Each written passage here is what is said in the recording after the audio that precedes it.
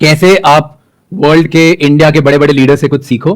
First is कि जब भी आपको कुछ बड़ा करना होता है ना, बड़ा बिजनेस बनाना होता है, कुछ करना होता है, तो उसमें एक बहुत सिंपल में एक 3-वे रूल बनाता है। तो जब भी कंज्यूमर शिफ्ट आता है तब आप एक बड़ा बिजनेस बना सकते हो। तो कुछ भी बड़ा करने की पॉसिबिलिटी आपकी कंपनी के लिए, आपके लिए या आपकी टीम के लिए बहुत ही कम है। तो आज से हम शुरुआत करने जा रहे हैं एक नई सीरीज जिसमें हम मार्केटिंग, डिजिटल मार्केटिंग और ग्रोथ के बारे में आपसे बातें करूंगा। Through famous videos, famous podcast, famous tweets को डिकोड करेंगे हम बैठ में साथ मिलके। तो आज हम जो डिकोड करने जा रहे हैं वो संदीप मिश्र की वीडियो और राज शमानी जी का पॉडकास्ट है जो अभी जस्ट रिलीज हुआ है। सो मैं दिखाता हूँ। सो ये है थिंक बिग बाय फीट राज शमानी। तो जैसे कि मैं डायरेक्ट तो नहीं देखता हूँ, मैं नोशन का यूज़ करता हूँ जब भी कोई करता हूँ, तो नोशन पे अपना कर दिया। तो आइए देखते हैं इसमें क्या क्या चीज़ें सीखने को मिलती हैं। तो स्टार्ट करते हैं। तो इसमें देखा होगा कि बहुत बचकाने अजीब से एकदम डायरेक्ट क्वेश्चंस पूछ लेता हूँ मैं, बहुत नाइव से, क्योंकि मुझे लगता है यार ठीक है ये सबको पता चलना चाहिए, और मैं बड़ा वल्नरेबल सा करता हूँ। सो मेरा काम इन सेंसेस कैसे आप वर्ल्ड के इंडिया के बड़े बड़े लीडर से कुछ सीखो और साथ साथ उनसे सीखे खुद भी कुछ कर लो। ऐसा नहीं कि सिर्फ ज्ञान दे। सो 3-4 चीज़ें बहुत ज़्यादा सीखने वाली है। आप स्क्रीन में देख रहे हो, इन्होंने सबसे पहले हाउस ऑफ एक्स बनाया। वो तो चलो ठीक है, नॉर्मल है। हाउस ऑफ एक्स एक कंपनी बना रहे हैं जिसमें इन्फ्लुएंस के साथ कोलैब करते हैं, ये सब चीज़ें बोली। लेकिन एक बहुत खास चीज़ बोली, विजन बोर्ड के अलावा। ठीक है, तो वो सुनते हैं, उसको डिकोड करते हैं, उसके बारे में थोड़ा डिस्कस करेंगे। विजन बोर्ड क्या होता है भाई? ये अगर आप फ्रीलांसर या कुछ भी बिजनेस बनाने जा रहे हो, डिजिटल बिजनेस, तो आइए देखते हैं माइंडसेट कैसा चाहिए होता। तो 2016 में मैं मतलब काफ़ी छोटा था मैं भी, तो मैं तो खेलने कूदने भी रहता था, लेकिन मुझे जो सारी चीज़ें मिली वो उसके बाद मिली जब YouTube काफ़ी पॉपुलर हो चुका था। उसके बाद काफ़ी चीज़ें सीखी। तो मैं बस आपसे ये पूछना चाहता हूँ कि आपने उस टाइम किस तरह से मतलब खुद को बेहतर बनाने के लिए प्रैक्टिस की। आई थिंक 2016 में आपने यूट्यूब चैनल शुरू नहीं किया था। नहीं, मैंने 2013 में कुछ पढ़ना सीखना बनना स्टार्ट किया था। यूट्यूब चैनल तो मैंने भी 2 साल पहले स्टार्ट किया। तो 2016 में जो ये पूछ रहे हैं, 2016 में आपने क्या किया था एग्जैक्टली? विजन बोर्ड बनाया था कि अब मुझे लगता है कि मैं मेरे गोल्स लिख के अचीव कर सकता हूँ। बट मैंने फर्स्ट टाइम स्टार्ट जो किया था ये जर्नी पे, सेम मैं बताता हूँ। 2013 में मेरी टीचर से, मैं 12th क्लास में था, मैंने मेरी टीचर से क्वेश्चन पूछा था, क्योंकि मैंने मूवी देखी थी जिंदगी ना मिलेगी दोबारा, और उसमें था ऋतिक रोशन। तो मुझे लगा कि मैं भी ऋतिक रोशन बनूंगा, लंदन जाऊंगा, फाइनेंशियल ट्रेडर बनेंगे। ऐसे देख के लगता है बॉलीवुड मूवीज में, क्योंकि तब तो पता नहीं होता बनना क्या है, करना क्या है। और ना मेरे मार्क्स अच्छे थे पीसीएम में, तो इंजीनियरिंग का कोई स्कोप नहीं था मेरे पास, और ना मेरे कॉमर्स में इतना अच्छा था कि सीए बन जाता। तो मैं टीचर के पास गया, मैंने बोला कि मैम मुझे ना ये बनना है जो ऋतिक रोशन बनना था। तो बोलते हैं पता है क्या बना था? नहीं। तो उन्होंने मुझे बताया कि वो बना था फाइनेंशियल ट्रेडर, और अगर आपको वो बनना है तो आज से आपको दुनिया के बारे में समझना स्टार्ट करना पड़ेगा कि वर्ल्ड में बिजनेस में क्या होता है, फाइनेंस में क्या होता है।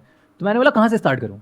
तो उन्होंने बोला सिंपल, जैसे बहुत अच्छी बात कही। विजन बोर्ड तो इन्होंने बनाया, लेकिन जब इन्होंने 2013 में बता रहे टीचर से पूछा, तो अगर देखो कुछ लाइफ में अलग हटके करना है, अगर मतलब जैसे राज शमानी या संदीप मिश्र ने किया, तो आपको बहुत बड़ा पर्सपेक्टिव चाहिए। मतलब दुनिया में क्या चल रहा है, क्या चीज़ें हैं, उनके बारे में जानना है। तो वही उन्होंने फोर्ब्स पढ़ी, उसके बारे में बता रहे हैं। तुम्हें स्टार्ट करना है ना, ऐसी जगह से स्टार्ट करो जहाँ पे विजुअल्स कुछ हो, या तुम बिजनेस की मैगजीन्स पढ़ना स्टार्ट करो।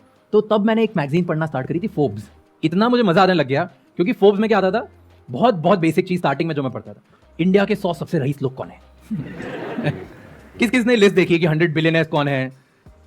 उससे मुझे इंटरेस्ट बनने लग गया कि हाँ। अच्छा ओ मुकेश अंबानी भी कोई है, तो मुकेश अंबानी ऐसे ऐसे करते हैं। तो मजा आने लग गया कि तब पता चला कि अच्छा पेट्रोकेमिकल्स क्या होता है, ये क्या होता है। तो मैंने वो फोर्ब्स मैगजीन पढ़ने से स्टार्ट करा, और मैं इतना इन्वॉल्व हो गया उस फोटोज के पीछे, कहानियों के पीछे, कि मैंने 2 साल 3 साल शायद मैं फर्स्ट लाइन फर्स्ट वर्ड से लेके आखिरी डेट तक, लास्ट पेज की डेट तक सब पढ़ लेता था। जैसे 2013, मेरा भी 2014 के अराउंड 12th पास हुआ। लेकिन मैंने एक बहुत अच्छी चीज़ की, मैंने मैगजीन तो नहीं, मैं बुक्स पढ़ने लगा ऐसी 2016 से। और अभी खास तौर से बहुत ज़्यादा, अभी जैसे marketing management by Philip Kotler और ऐसी बुक्स पढ़ रहा हूँ, .com सीक्रेट। तो पता पड़ता रहता है कि क्या क्या चीज़ें मार्केट में चल रही है। तो ये मैं प्रैक्टिस कर रहा हूँ। तो आपको मैं अपने पर्सपेक्टिव से बता रहा हूँ कि ये चीज़ें प्रैक्टिस मैं कैसे कर रहा हूँ। मैं भी इन्हीं चीज़ें सुन के फिर देखता हूँ, एनालाइज करता हूँ कि क्या पढ़ सकते हैं, अलग अलग चीज़ क्या पढ़ सकते हो। तो ये में भी तो नॉलेज लेना बहुत ज़रूरी है, अलग अलग पर्सपेक्टिव से समझना, दुनिया में क्या चल रहा है, वो चीज़ें लेना बहुत ज़रूरी है। जो इन्होंने बोला कि मैंने अलग अलग जगह जाई, फोर्ब्स को पढ़ा। आप अपने इंटरेस्ट के हिसाब से कुछ भी उठा सकते हो। आपको पढ़ना पसंद है तो पढ़ना, आपको सुनना पसंद है सुन सकते हो। इंटरनेशनल इतने बड़े बड़े पॉडकास्ट हैं, जो नेशनल में तो है ही, लेकिन इंटरनेशनल पॉडकास्ट सुनने का फ़ायदा ये है कि ये बोला जाता है कि अमेरिका में जो 10 साल पहले हुआ है, ठीक है, वो इंडिया में 5-10 साल बाद होता है। तो आप अगर आज के अमेरिका को कंज्यूम करोगे, आज के वेस्ट वर्ल्ड को कंज्यूम करोगे, तो आपको मार्केट का ट्रेंड पहले ही पता पड़ जाएगा। उसके बारे में आगे बात हुई है, चलिए थोड़ा सुनते हैं। तो वहां से मुझे बिजनेस और दुनिया के बारे में पता चलने लगा। एंड बिकॉज वो 3 साल में मुझे इतना वर्ल्ड के बारे में पता चलने लगा, और जब मैं मेरे दोस्तों से बात करने लगा तो ऐसा लगा कि अरे इसको तो कुछ नहीं पता, ये तो दोस्त के सामने जब बैठता था मुझे लगता था दोस्त तो मेरा अरे सब गधे ही रह गए, ये क्या हो गया इसमें, right? You at one point you feel थोड़ा सुपीरियर कॉन्टैक्ट। आप इधर आते हो, संदीप सर का कोई वीडियो देखोगे, उसके बाद आप जाके अपने दोस्तों को बताते हो, और फिर उस वीडियो में आपके दोस्त को पता ही नहीं होता अच्छा माइंड ऐसे वर्क करता है, और आपका दोस्त समझता है यार क्या स्मार्ट आदमी है। देखो आगे वाला जो अगला टॉपिक पढ़ेंगे, जो मैंने ऑब्जर्व किया है, ऑब्जर्व शिफ्ट। मार्केट में अगर आपने शिफ्ट पहचान ली, ये बहुत बढ़िया तगड़ा कॉन्सेप्ट लगा। तो मैं मेन पॉइंट्स पे आता हूँ। तो सर इस टाइम हाइक पर लॉर्ड पुनीत चल रहे हैं, तो आप उनके साथ कैसे बिजनेस करना चाहोगे? आप ये बताओ कि ऑलरेडी आपका लॉर्ड पुनीत, तो ऐड क्या रहा, उसका रिस्पॉन्स कैसा रहा? ये भाई बहुत तगड़े। तो लॉर्ड पुनीत सुपरस्टार, सो लॉर्ड पुनीत सुपरस्टार चल रहा है, उनके साथ इन्होंने कैसे बढ़िया से डिकोड किया स्ट्रेटजी, बहुत तगड़ा लगा भाई।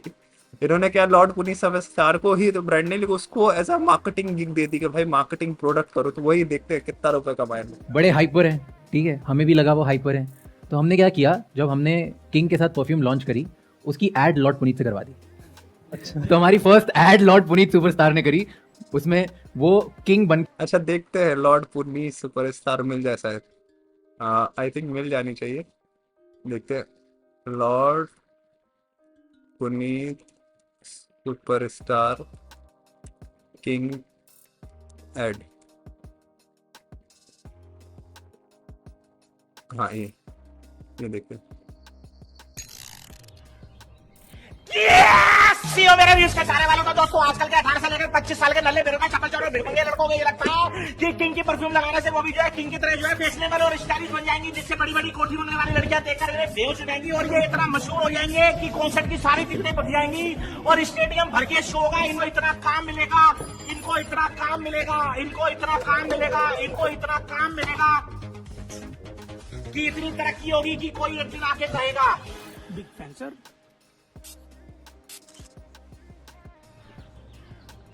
अबे नल्लो, वाह भाई तगड़ा ऐड, तगड़ा ऐड है एकदम भाई। के एक्ट करते हैं, वो 30 सेकंड्स के लिए वो किंग बन जाते हैं, ठीक है राइट? तो ऐड क्या रहा, उसका रिस्पॉन्स कैसा रहा? मतलब वायरल हो गई वो? बहुत वायरल हो गई, कितने व्यूज आ गए उस पर? उस पे 7 मिलियन कुछ व्यूज आ गए इंस्टाग्राम पे। एंड उसके बाद उस पे कुछ आई थिंक 8 लाख के आसपास शेयर्स हो गए। एंड उसके बाद जो सबसे बड़ी बात है कि उस वीडियो से 35 लाख रुपए की सेल हो गई।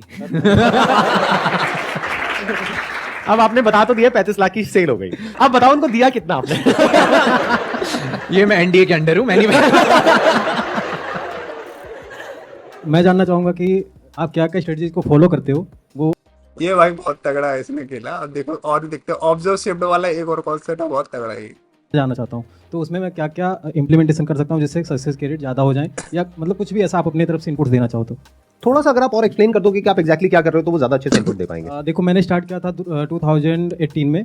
जब मैंने सिर्फ एक वेबसाइट बनाने से तो end to end solution provide करते हैं, जैसे कि लीगल सॉल्यूशन हो गए, या फिर वेब ऐप डेवलप करना हो गया, या फिर एसईओ एड्स। भाई अगर आप फ्रीलांसर हो और एजेंसी में काम कर, एजेंसी या फ्रीलांसर बिल्ड कर रहे हो, डिजिटल मार्केटिंग नीश में हो, तो भाई इस क्वेश्चन को जरूर सुनना। इसमें मैं भी अपना पर्सपेक्टिव ऐड करूंगा, क्योंकि कुछ चीजें मैं फॉलो करता हूँ, पूरी तरीके से तो नहीं, लेकिन कुछ चीजें भी फॉलो। ये सारी चीज़ें तो हम एक जीरो से लेके मतलब अगर वो छोटी छोटी चीज़ें बड़ी से बड़ी किसी बिजनेस को ग्रो करने के लिए चाहिए, वो प्रोवाइड करते हैं। फर्स्ट इज कि जब भी आपको कुछ बड़ा करना होता है ना, बड़ा बिजनेस बनाना होता है, कुछ करना होता है, तो उसमें एक बहुत सिंपल मैं एक 3-वे रूल बनाता हूँ। तो 3 रूल होते हैं।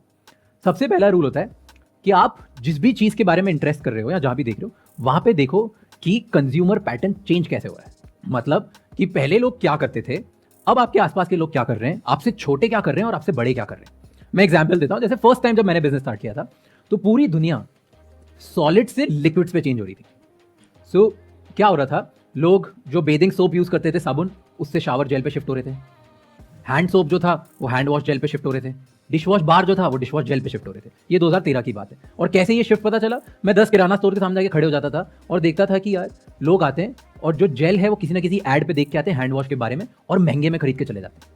तो फर्स्ट टाइप के जो बायर्स होते हैं वो महंगे में यूजुअली खरीद लेते हैं, उनको अर्ली अडॉप्टर्स बोलते हैं। तो आप देखो आप कौन सी इंडस्ट्री में हो जहाँ पे ऐसा कुछ चेंज आ रहा है। देखो जैसे ये कॉन्सेप्ट अब मुझे याद आ रहा है, ये मैंने इसी बुक में पढ़ा था, स्टार्ट विथ वाई में एक ग्राफ दिया हुआ था कि कैसे लोग बाय करते। तो ऐसी बुक्स पढ़ोगे आपको मार्केटिंग का बहुत समझ में आएगा। मैंने अभी याद आया कि ये देखो, ये कर्व है कुछ ऐसा, ठीक है, आपको दिख जाएगा ये कर्व, अगर समझ में आ रहा हो कि कैमरा में थोड़ा ब्लर आ रहा होगा। इसमें दिया है innovator, early adapter, early majority. तो मैं समझ पा रहा हूँ इनकी बात। अगर आप ऐसी बुक पढ़ोगे तो समझ में आएगा कि कैसे ऑब्जर्व करते हैं शिफ्ट को, कैसे अर्ली अडेप्टर्स को पहचानते हैं। तो उन्होंने वही बात कही कि सॉलिड से लिक्विड में ट्रस्ट कर शिफ्ट कर रहे थे, जैसे डिश वॉश ये करते तो उन्होंने वहां बिजनेस बना लिया। अब क्या है कि लोग इंटेंट बेस से डिस्कवरी बेस जा रहे हैं। जैसे अभी बताते क्या होता है। अगर आप कंटेंट क्रिएटर हो फॉर एग्जांपल, तो आपने देखा होगा पहले यूट्यूब बहुत चलता था, फिर एकदम से यूट्यूबर्स इंस्टाग्राम पे फेमस होने लग गए, फिर इंस्टाग्राम में धीरे धीरे देखने लगे कि ट्विटर पे जैसे अभी थ्रेड बहुत तेजी से चला है, तो इंटेंट लोगों का शिफ्ट हो रहा है कि मतलब नया प्लेटफॉर्म चाहिए था। और सबसे बड़ी चीज थ्रेड की क्या खास बात है कि वो कनेक्ट हो रहा है भाई, इंस्टाग्राम से कनेक्ट हो रहा है। सीधे सीधे तुम्हारे इंस्टाग्राम के फॉलोअर थ्रेड में आ गए। मतलब तुम्हें अलग से सोशल मीडिया मैनेज नहीं करना है ट्विटर, भाई इंस्टाग्राम मैनेज कर रहे हो, थ्रेड उससे कनेक्टेड है, एक फॉलोअर्स एक दूसरे के जा रहे हैं, पोस्ट एक दूसरे के एक जगह जा रहे हैं। तो ये तुम्हारे लिए बहुत अच्छी बात है कि एक ही प्लेटफॉर्म में। तो थ्रेड ने वो चीज पकड़ी है, देखते हैं कैसा जाता है मार्केट में थ्रेड। हो सकता है इन्होंने एपिसोड ये थ्रेड आने से पहले शूट हो गया हो, नहीं तो ये इसमें थ्रेड की भी बात होती। बनने लग गए। फिर उसके बाद ऐसा हुआ कि यहाँ पे लोग शिफ्ट होके लॉन्ग फॉर्मेट कंटेंट में आने लग गए, राइट। तो ये ट्रेंड्स होते हैं जो आपको दिखने लगते हैं। तो जब भी कंज्यूमर शिफ्ट आता है तब आप एक बड़ा बिजनेस बना सकते हो। तो जैसे मेरा जो नया बिजनेस है उस पर हमने किस इनसाइट पे देखा कि एवरीबडी वो मूव कर रहे हैं इंटेंट बेस्ड बाइंग से डिस्कवरी बेस्ड बाइंग पर। मतलब क्या होता है, पहले आपको मुझे जब पार्टी में जाना होता था तब हम क्या करते थे कि यार पार्टी में जाना है, कपड़े ले लेता हूँ, पार्टी में अच्छे पहन के जाएंगे, ठीक है। अब क्या होता है, हम इंटरनेट पे कुछ देखते हैं, यार अभी ले लेता हूँ, जब पार्टी होगी तो पहन लूंगा। अब लोगों को नया आईफोन इसलिए चाहिए क्योंकि नया आईफोन आ गया है मार्केट में, इसलिए नहीं चाहिए कि मेरा आईफोन पुराना खराब हो गया। तो अब मार्केट में पूरा हर कोई इंटेंट बेस की जगह डिस्कवरी बेस्ड बाइंग पे पहुंच चुका है। तो ये बड़ा शिफ्ट है। तो लोग नए प्रोडक्ट डिस्कवर कैसे कर रहे हैं, कंटेंट से, कंटेंट क्रिएटर से। तो क्या वहां पे बड़ा बिजनेस बन सकता है? हाँ, समझ में आया भाई। इंटेंट समझो कहाँ शिफ्ट हो रहा है मार्केट, ठीक है। और ये मुझे पता बहुत अच्छे समझ में आएगा अगर आप इंटरनेशनल पॉडकास्ट को समझोगे, ठीक है। जैसे इंटरनेशनल पॉडकास्ट में बहुत सारे मैं देख रहा था, मार्केटिंग स्कूल करके है, ठीक है। आप देखोगे जो नील पटेल चलाते हैं, अगर डिजिटल मार्केटिंग के ट्रेंड्स को समझना है आपको, गैरी वी को पढ़ सकते हो आप। गैरी वी की मेरी बुक है, वो यहाँ पे तो नहीं है, अगले रूम में रखी है, मैं दिखाऊंगा। 12.5 उनकी book I, crushing it book करके आई, ठीक है। आप इंटरनेशनल पॉडकास्ट को जितना ज्यादा सुनोगे आपको समझ में आएगा कि कहाँ ट्रेंड शिफ्ट हो, क्योंकि ये एक है ही बहुत 10 साल का अंतर नहीं तो 5 साल का अंतर तो बचा है कि 5 साल पहले जो अमेरिका में आज हो रहा है वो इंडिया में 3-4-5 साल में होने वाला है। अब तो बहुत फास्ट हो गया, पहले 10 साल का गैप था, अब तो इंडिया भी बहुत तेजी से ग्रो कर रहा है। तो 2-3 साल 4 साल में आने ही वाला है बहुत तेजी से, ठीक है, इंडिया में। तो वहाँ की ट्रेंड पकड़ो और ये पकड़ो, ठीक है, सेम चीज। सो जैसे इन्होंने बताया, इसमें एक इन्होंने स्टोरी बताई है, केसी नेस्टेक और KSI करके 2 यूट्यूबर हैं, इन लोगों ने मिलकर परफ्यूम ब्रांड लॉन्च किया, ऐसी स्टोरी बताई और वो $250 मिलियन पे पहुंच गया। सो इन्होंने भी इंटरनेशनल सुन रहे थे, सारी चीजें सुन रहे थे, और वहां पे देखा एक इंडिया में भी उसकी मार्केट देखी कि बहुत तेजी से बढ़ रही है, और उस पर वो कर दिया। आप जो अगली चीज बताएंगे वो अगर आप डिजिटल मार्केटिंग एजेंसी हो ना तो बहुत ज्यादा, ठीक है, कि संदीप मिश्री ने वो नोट किया क्योंकि वो अपने बिजनेस में डिजिटल मार्केटिंग एजेंसी को ढूंढ रहे थे। देखते चीज है ना समझने वाली, वो ये है कि ये जो इन्होंने पॉइंट्स बताए हैं, आपको इन पॉइंट्स को समझना बहुत जरूरी है, because you are saying that I am running a digital marketing agency. तो if you are running a digital marketing agency which is working like everybody else, तो कुछ भी बड़ा करने की पॉसिबिलिटी आपकी कंपनी के लिए, आपके लिए या आपकी टीम के लिए बहुत ही कम है। मेरा एक क्वेश्चन होता है जब भी मैं किसी डिजिटल मार्केटिंग एजेंसी से बात करता हूं अपने बिजनेस के लिए या और हमारे जो बिजनेसेस हैं उसके लिए या अपने किसी फ्रेंड के लिए, तो मेरे को ये नहीं समझ आता कि वो सब उस पर क्यों काम करते हैं कि आपका जो स्पेंड है उसके ऊपर एक एक्स अमाउंट ऑफ परसेंटेज आपको हमको देना है। इसका मतलब उनको कॉन्फिडेंस ही नहीं है कि ये माल बिकेगा। तो बेसिकली संदीप मिश्री यहाँ परफॉर्मेंस मार्केटर्स की बात कर रहे हैं जो बेसिकली एड रन कर रहे थे। डिजिटल मार्केटिंग में एक एड बजट वाली चीज होती है, एड मार्केटिंग। आप सोशल मीडिया हो सकता है, एड में क्या होता है बेसिकली जो वर्कशॉप में जो ज्यादा ऐड करते हैं, मतलब 10-10 लाख, 1-1 लाख दिन का स्पेंड कर रहे हैं, या 50,000 भी दिन का स्पेंड कर रहे हैं, महीने का 4-5 लाख रुपए, 6-10 लाख रुपए स्पेंड कर रहे हैं, तो वो लोग फ्रंट एंड पे चार्ज करते हैं। क्या करते हैं कि भाई 20,000 मेरा फिक्स रहेगा, या फिर जितना स्पेंड होगा उसका 15% मैं चार्ज करूंगा। वही बोल रहे हैं कि 15% चार्ज कर रहे हो तो मतलब आपको प्रोडक्ट पे भरोसा नहीं है, आप मतलब बस कह रहे हो मेरे उस पे दे दो, बाकी उनको है कि भाई बिके या ना बिके, आपने लाख रुपए लगाया, मुझे मेरा 15% चाहिए। आई एम श्योर आप भी ऐसे ही काम करते होंगे, if I am not wrong. मेरे को ये समझ नहीं आया कि सब ऐसे काम क्यों करते हैं, what is the reason for that. Because या तो आप कॉन्फिडेंट हो कि वो माल बिकेगा ऐड करके, या आपको पता है कि वो नहीं बिकेगा, या इसको इस तरीके से देखो कि मैं इसको प्रोडक्ट को बेच सकता हूं या नहीं बेच सकता हूं। तो if you can sell it, तो rather than taking money up front on advertising, क्योंकि फिर तो स्पेंड भी आदमी सोच सोच करके करेगा, start taking money on the net profit, कि आपने इतना स्पेंड किया, इतनी सेल हुई, उसके बीच का जो अमाउंट है उसके ऊपर आपको मुझे पैसा देना है। कौन मना करेगा? और इसमें क्या होगा, आपके ऊपर प्रेशर आएगा, क्लाइंट के ऊपर नहीं आएगा। और क्लाइंट के लिए बजट बढ़ाना बहुत आसान हो जाएगा, उसको खर्चा लगेगा ही नहीं, प्लस आप ज्यादा कमाओगे शॉर्ट टर्म में नहीं, लॉन्ग टर्म में। ये कुछ हद तक ऐसा बिजनेस मॉडल हो गया जो इन्होंने अभी पकड़ा है। ये चाहते तो एक जा करके कंटेंट क्रिएटर को ये भी बोल सकते थे कि मैं आपके लिए सारा कुछ करता हूं, उसके लिए आपको मुझे 20 लाख रुपए देना है और मैं करके आपको दे दूंगा, उसमें 2% हम रखेंगे, बाकी 98% आपका। बट इन्होंने गेम कुछ और ही कर दी। आई एम श्योर इसमें आप उनसे पैसा भी नहीं लेते होगे, नहीं। राइट? आप ये कह रहे हो कि आपको तो बहुत सही गेम खेल रहा है। ये बोल रहा है कि भाई आप अपने क्लाइंट को फ्रंट एंड पे मत चार्ज करो, ठीक है? क्लाइंट से फ्रंट एंड में मत चार्ज करो कि 20-30 हज़ार, 40,000, 50,000 रुपये महीने। आप बोलो कि मैं रिजल्ट दूंगा, बिजनेस ला के दूंगा, उसका एक रेवेन्यू चार्ज, उसका एक परसेंटेज। देखो अगर फ्रंट एंड में आप चार्ज कर लो तो ऐसा बिगिनर तो आप एक सेफ साइड होते हो कि आपको मंथ में इतना आना ही आना है, इतना देना है, सारी चीज आपकी सेट होती है, ठीक है? प्लस अगर आप फ्रंट में ही चार्ज करते रहोगे तो ग्रोथ की संभावना बहुत कम हो जाती है, क्योंकि भाई 15 बहुत कम चांसेस है कि आप बहुत एक्सपोनेंशियली ग्रो नहीं कर सकते, क्योंकि आप डायरेक्टली उनके प्रोडक्ट में इन्वॉल्व हो रहे हो, आप कुछ सर्विस देते रहो, काम करते रहे हो बस, और उसका रिजल्ट आउटपुट दे रहे हो। लेकिन ये उन लोगों के लिए सही है कि भाई एक रेगुलर इनकम आ रही है, रेगुलर कंसिस्टेंट इनकम आ रही है। दूसरा क्या है कि दूसरा प्रोसेस ये है कि आप ऐसे क्लाइंट को पकड़ो जिसके प्रोडक्ट पे आप बिलीव करते हो बहुत ज़्यादा कि नहीं यार इस प्रोडक्ट से तो लोगों की लाइफ बदल सकती है, लाओ मैं इस पे काम करता हूँ, दिन रात बिल्ड करता हूँ। और कंटेंट क्रिएटर्स जिस पे अभी आप बिल्ड कर रहे हो उनसे बोलो कि 10% प्रॉफिट का रेवेन्यू का मेरा, ठीक है? 10 से 15% मेरा, बाकी आपका, और मैं खुद फ्रंट एंड को चार्ज नहीं करूँगा। बहुत सारे कंटेंट क्रिएटर एग्री हो जाएंगे अगर आप में दम है। सबसे पहली बात दम दिखाना पड़ेगा, ऐसे कोई देने को तैयार नहीं हो जाएगा। दम है, दिखाने के लिए तैयार हो जाएगा और उस पर आप बहुत रुपए कमा सकते हो। अगर वो बिजनेस कल के दिन 10 करोड़ का बन गया तो आपका 1 करोड़ का ही है, और ऐसे आप जिंदगी भर में 1 करोड़ इकट्ठा भी नहीं कर पाओगे। सो दोनों के प्लस पॉइंट है। सो मैं अभी इसका कुछ मिक्स खेल रहा हूँ। देखो मेरी कुछ सैलरीज आती हैं एज अ एजेंसी, कुछ सैलरीज होती हैं, तो मुझे 1-2 लाख, 2 लाख, 1.5-2 लाख रुपए महीने का तो कमाना ही है हर हालत में। अगर नहीं कमाऊंगा तो मैं मतलब क्या प्रॉफिटेबली उतना ज़्यादा मैं अर्न ही नहीं कर पाऊंगा। मैं अभी दिल्ली शिफ्ट हो गया हूँ, फ्लैट के खर्चे सारी चीज़ों पे नहीं निकाल पाऊंगा उतने तेजी से, और मुझे फिर वो सेविंग करके रखनी है। सो मैं क्या करता हूँ, मिक्स खोलता हूँ कि कुछ प्रोजेक्ट मैं फिक्स पे लेता हूँ। जब 2-3 महीने हो जाते हैं, 4 महीने हो जाते हैं क्लाइंट के साथ काम करते करते, मुझे लगता है यार इस प्रोडक्ट में दम है।